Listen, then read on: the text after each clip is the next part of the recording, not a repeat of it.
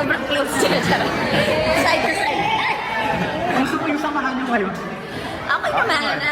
Masaya naman kami yung magkasama. Patibay naman ang patibay.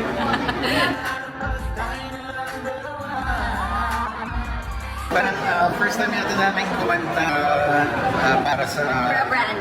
Yes. So thank you, Chopping, for making this happen. I'm sure marami sa mga masaya. Kamusta po yung feeling? Anong panaramdaman mo? Siyempre masaya, siyempre excited. And naramdaman talaga namin ang holiday experience. Ako parang it's a perfect time to jumpstart the holiday season, and I'm happy na first Christmas tree actually na nakita ko for the year and the night up, so it's very happy and warm feeling. Speaking of projects po, ano pong update sa upcoming movie? Kamusta na po kayo ng-process and kamusta po yung flow?